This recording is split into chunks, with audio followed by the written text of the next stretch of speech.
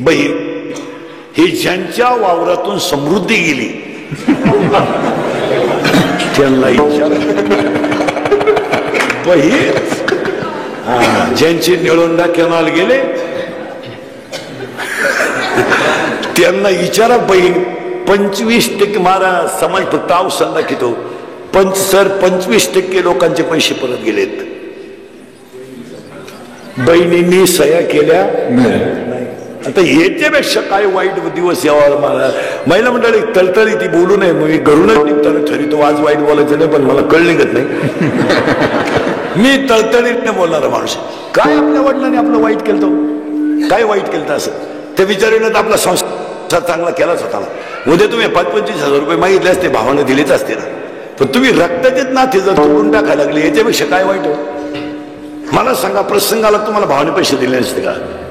दिले तर मग सही करायला हरकत. ती उलटी म्हणती मी परत जाऊन दिले, पण सही नाही सांगाय तरी लाज वाटत. आणि तो भाऊ महाराज आज 25% लग्नांमध्ये सध्या सक्का मामा नाही उभं राहाल मागं आजच्या परिस्थितीत. नाही सक्का मामाच गेला कोण. आता एक नवीन अवलादीचा मामा तयार झाला. कुठून आला काय तो? गुरु मामा. तो कुठून कॅनॉल मधून निघाला काय ना गुरु मामा. केलॉट खालतानाच मामा निघाला एक.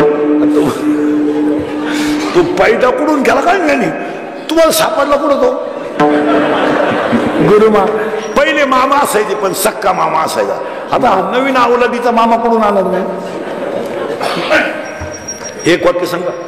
शर्ट फाटू द्या, दाढी वाढू द्या, पायजमा फाटू द्या, चप्पल नसू द्या, पण भाषेच्या माग ओरिजिनलच मामा शोधतो. त्या मंडपाला रस येतो मामा.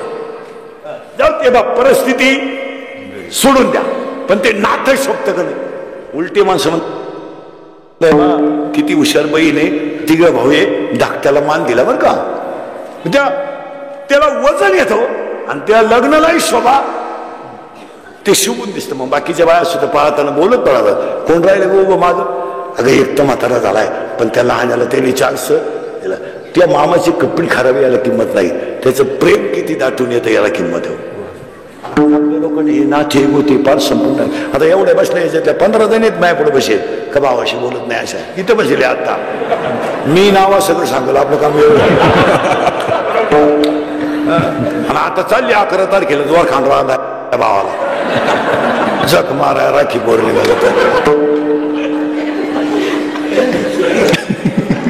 चालले द्वार खांड बांधायचा. कासरा नाही कासरा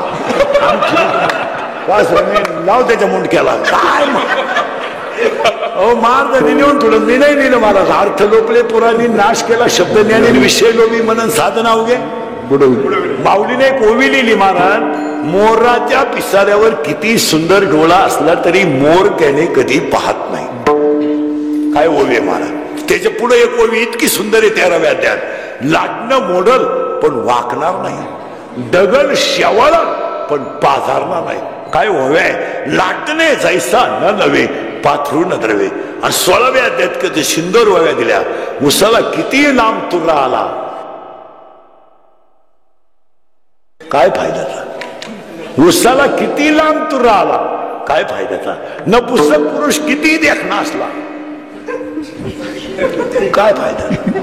ओवे किती सुंदर आहे मला. वाऱ्याचं धावणं कधी स्थिर नाही, शेळीचं चरणं कधी समाधानाचं नाही, लहान पोराचं मन कधी स्थिर नाही, आणि चोरीचं धन कोणाला लखलाम नाही.